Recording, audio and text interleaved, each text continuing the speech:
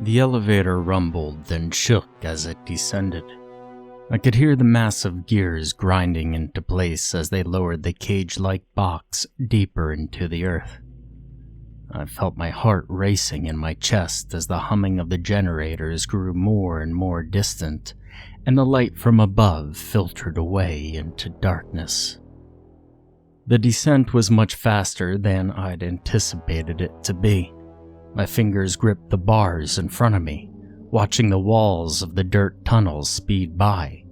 Small chunks of soil and debris clattered dully to the steel floor of the elevator, bouncing against my boots. I couldn't see very much, or for very long. The overbright lights had been installed every 100 meters, leaving me listening to the sounds of the descent in complete blackness for large chunks of time. Lower and lower I went, the meters flying by large chunks at a time. Depth status 250 meters. Chimed an automated voice. My breath began to steam over my glass visor, and a notification appeared in my periphery. Warning: rapid decreased temperature detected. Approximate external temperature, -5 degrees Celsius. That couldn't be right. It should be getting warmer, not colder. There was no way the temperature could be sub-zero this far down. I tried to remember if the director had mentioned anything about temperature fluctuations during the briefing, but I was blanking. All I could recall was what I was supposed to do once the elevator stopped. Depth status, 500 meters. Another notification appeared shortly after the depth message. Approximate external temperature, -18 Celsius. Unsure of how to proceed, I pressed the largest circular button on the inside of my wrist, causing a command prompt to appear at the center of my visor display. Please state your command. The toneless female voice momentarily replaced all sounds in the elevator. There was a bright flash of light as the elevator quickly flew past another light. Contact the surface, I said aloud, my voice muted and dull within my helmet.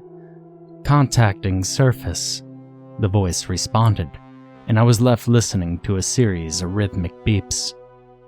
This is Commander Jones, what's your status? I swallowed before responding, my throat suddenly dry. This is Cartographer 4, status clear. I'm calling to report an anomaly. Granted, the commander told me. I could hear him exhaling loudly into his mic. Life support system has detected a drop in temperature from 30 degrees Celsius to now 18 degrees. How should is this normal, or... My tongue tripped over my words as I struggled to figure out how to put my statement together. My foggy breath now completely obscured my view. Relax, the commander instructed, his voice even and calm. The director did mention that there could be any number of fluctuations the further down you get, including temperature. Your status suit will keep you safe until you've completed the mission. Hang in there. I exhaled through my nose, my fingers loosening and then tightening once again around the bars in front of me. Roger that. There was an audible click, followed by a 3-tone chime, indicating that the call had been ended. I felt relieved knowing I could just radio the surface if something came up.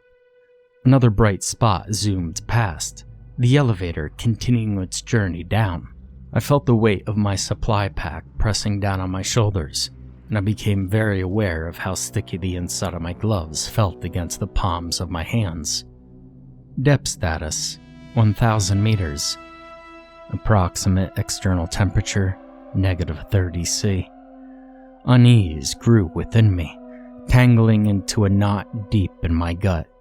I could do nothing more than readjust my fingers around the metal bars, watching the lights slip by.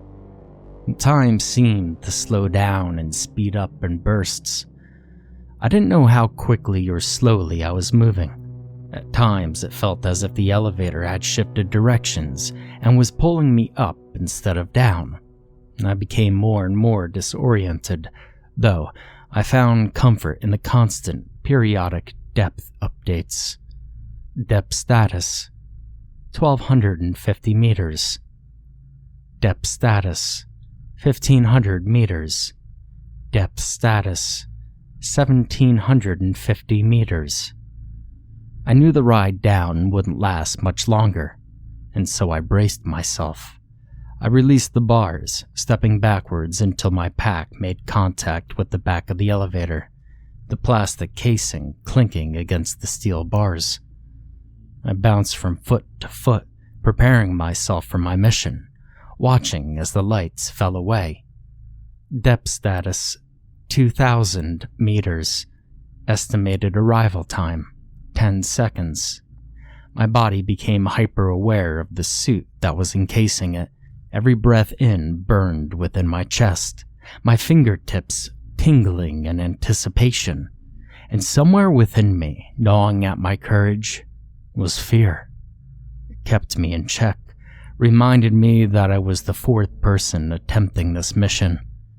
It forced me to stay alert, and gave me the extra kick of adrenaline that I needed to go forth with my task, and be the first one to actually complete it.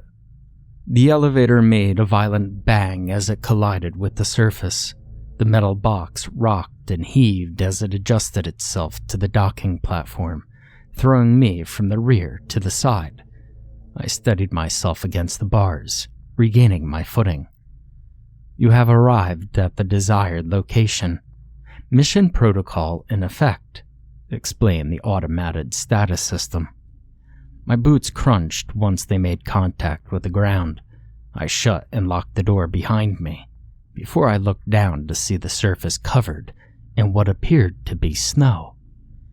I set the mapping software into tracing mode, which would allow it to track my movements to map out an area.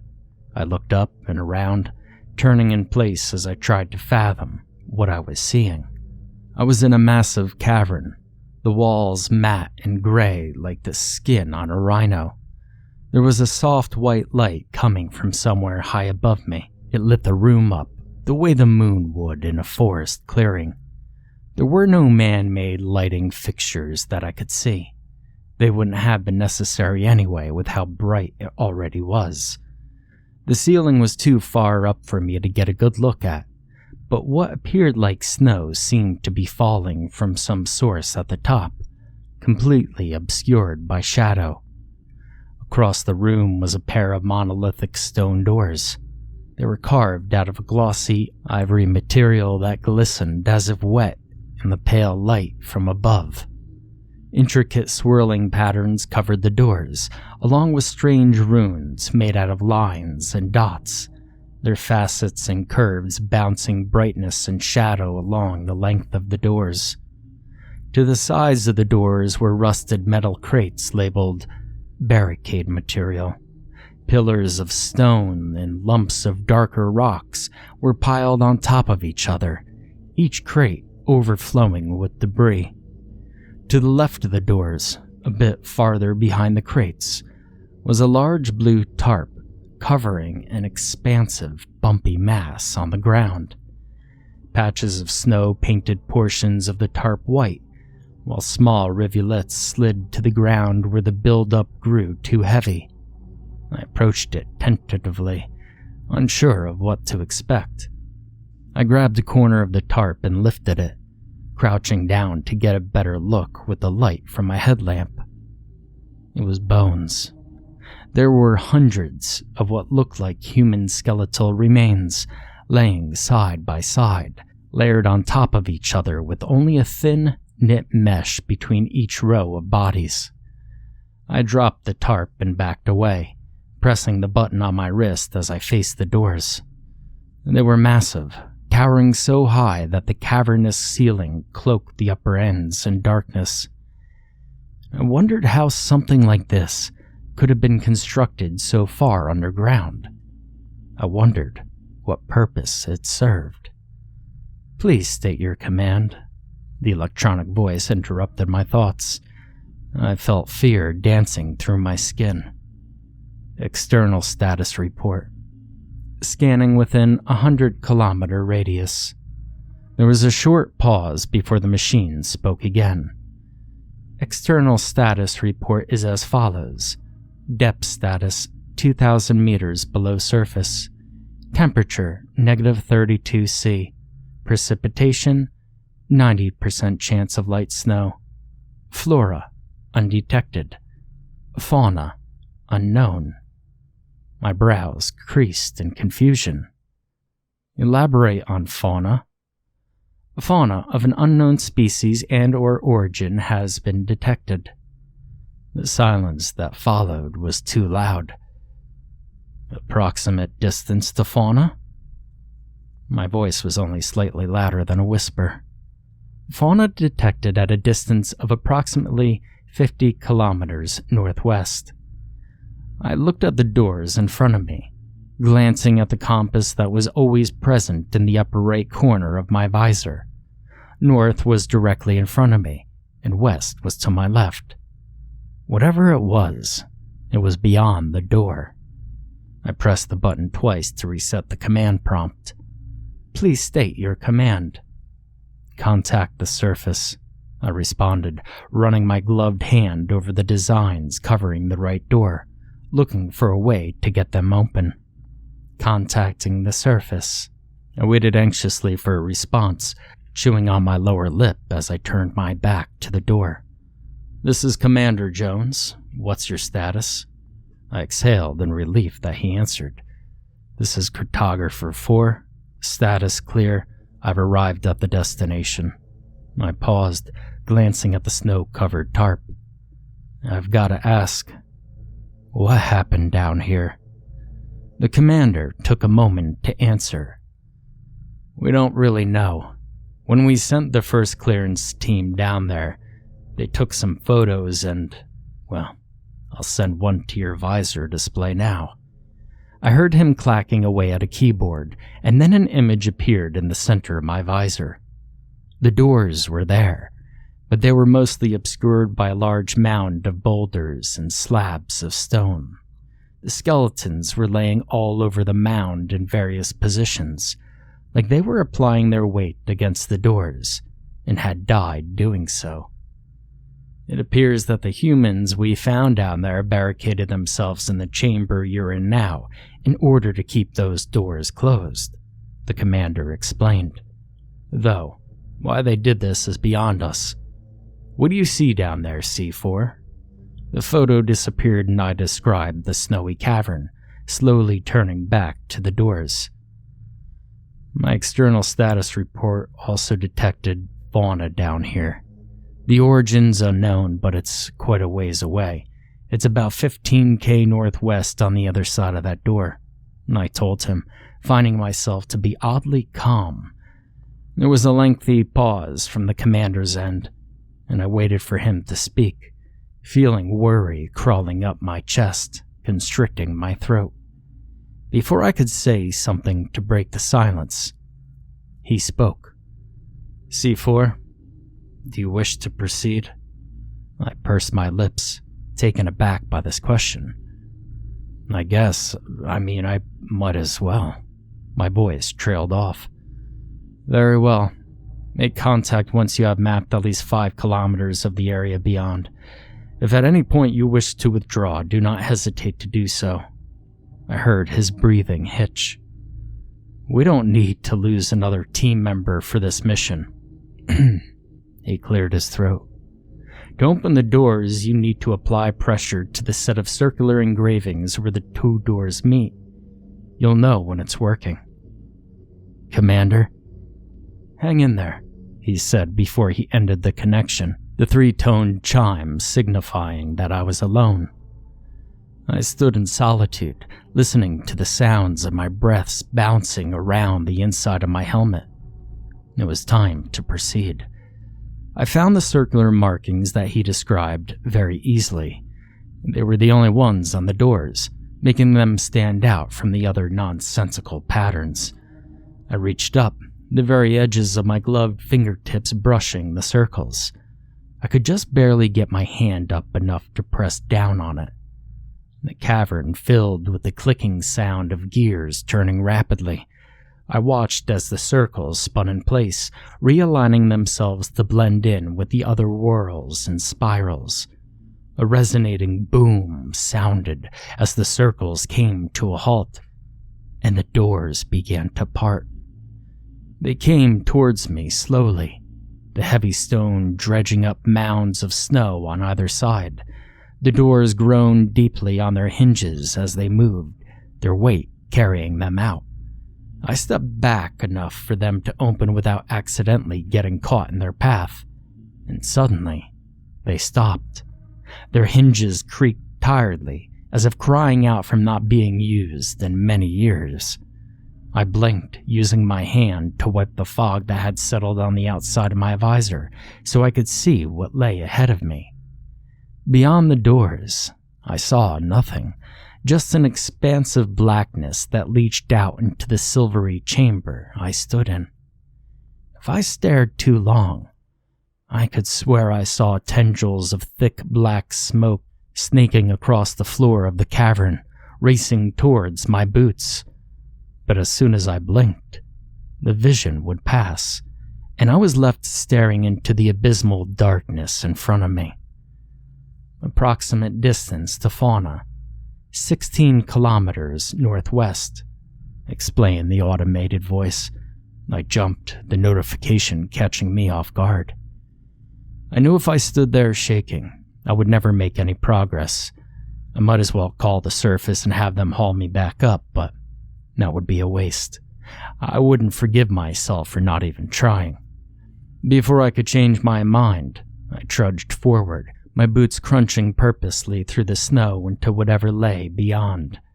Now I wasn't sure what I was expecting, but a network of buildings and tunnels wasn't something I had considered, especially since it was intact and well preserved for the most part. As I traveled farther and farther away from the doorway, my headlamp illuminated more of the skeletal remains of the complex city. It was carved from the same pale glistening stone as the doors, and was just as detailed in its architecture. The city was composed of high arches and squared roofs reaching into the cavernous ceiling. It was maze-like and cramped, the towering walls boxing me in between them, forcing me to follow their wide paths. The fitting of the blocks was seamless, each stone fitting precisely in place. Each brick was cut with an incredible amount of precision, the edges straight and clean. The buildings were spaced tightly packed next to each other without many gaps. All had double doors in the same arch style of the city doors, though smooth and without the engravings. Slabs of stone propped up on table-like structures outside various buildings were carved with runic script, the style different than of the marking of the city doors. I took a photo with my visor cam, adding a note that the runes were likely the written language of the inhabitants. Pillars supported a net-like structure of arches high above the rooftops, pillars themselves detailed in the same swirling patterns of the doors to the city. I marveled at the masterpiece that lay buried beneath thousands of meters of earth, and wondered what had happened to those that created it. I walked for about an hour, following the path deep into the city. The farther I ventured, the more damage the buildings had undergone. Significantly more buildings were falling apart, the patterns of destruction resembling the aftermath of an attack, rather than the passage of time. And I made my way past building after building, pausing as my headlamp ghosted over a particular series of structures. I'd almost missed it amongst the other bent and broken constructs. Rough chunks of loose stone and fine dust littered the area, the walls snaked with wide cracks, and every few steps I had to maneuver around a section of dislodged bricks bigger than I was. On one side of me was a set of buildings, possibly residences. They all bore the signs of surviving a massive impact with varying degrees of success.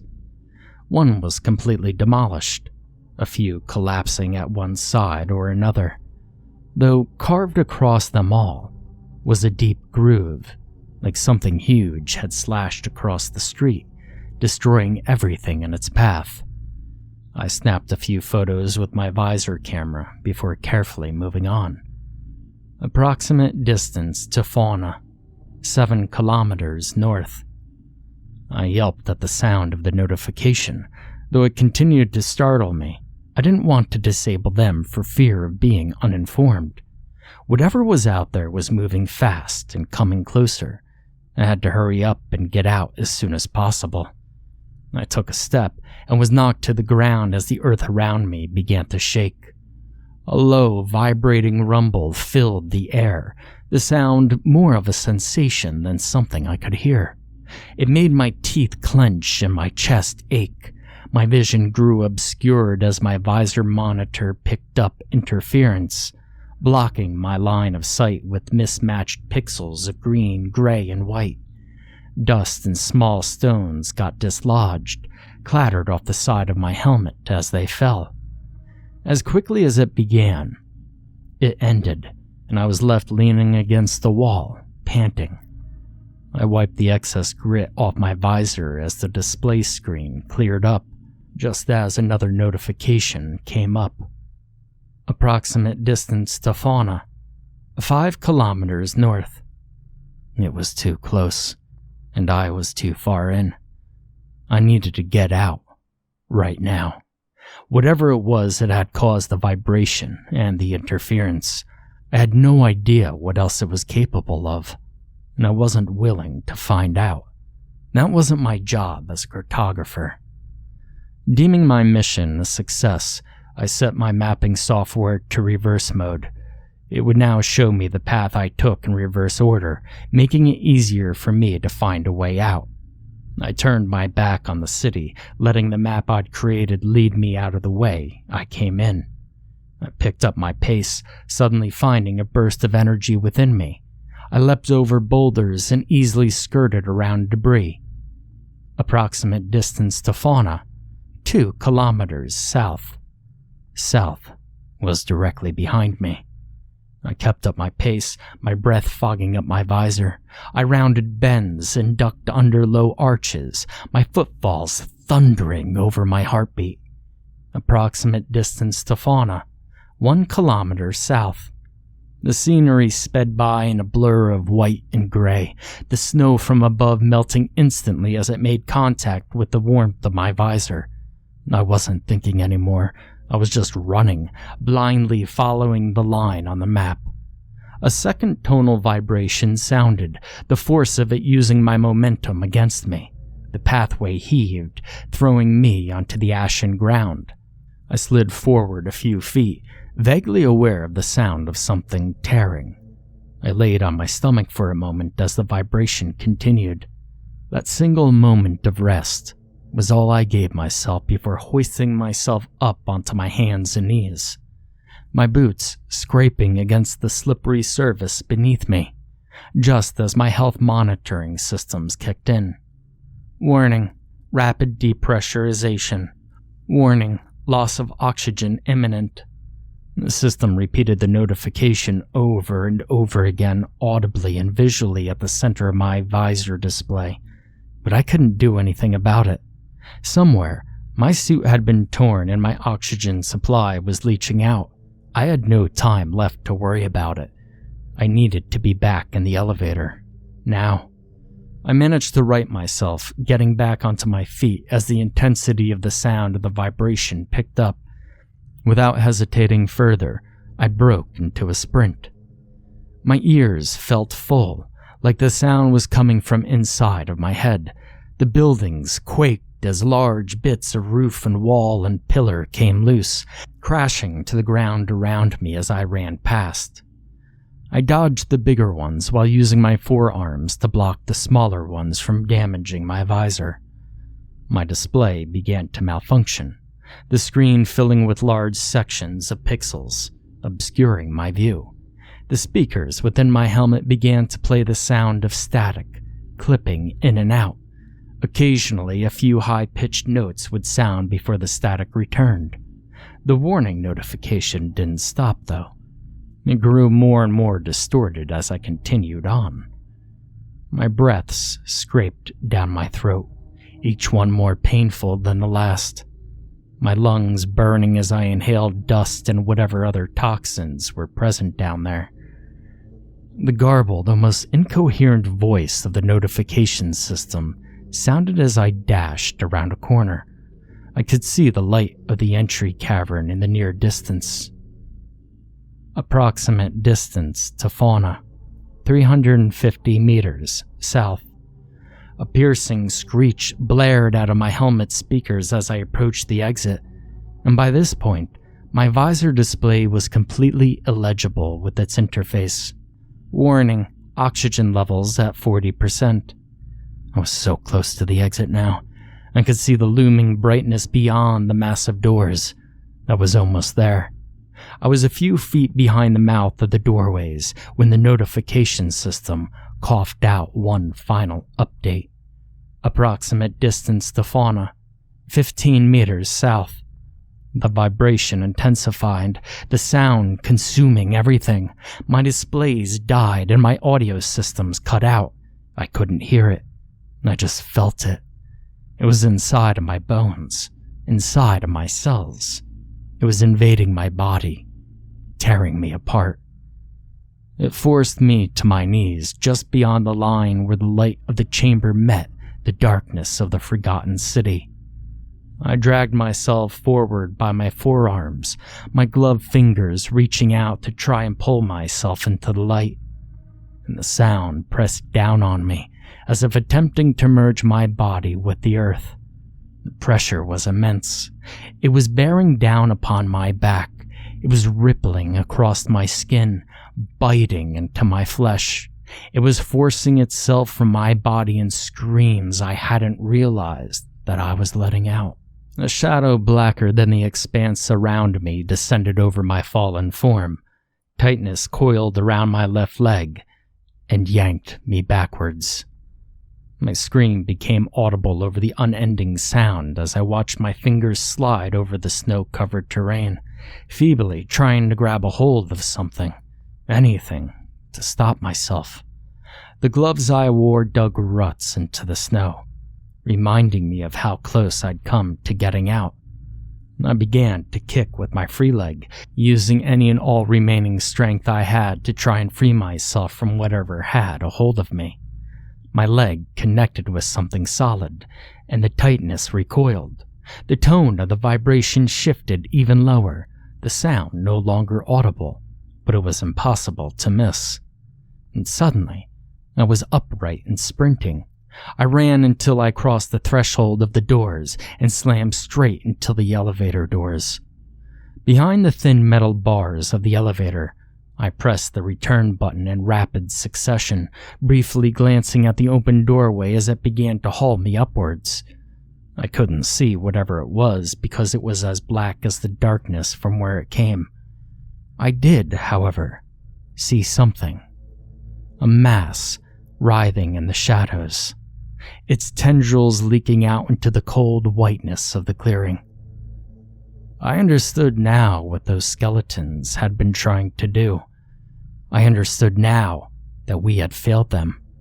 They died keeping those doors closed, and now as I was being hoisted back to the surface, fear gripped me as tightly as the entity had. Amongst all the unknowns surrounding the city, there was one truth. The doors of stone were open, and I had no idea what had been unleashed upon the world.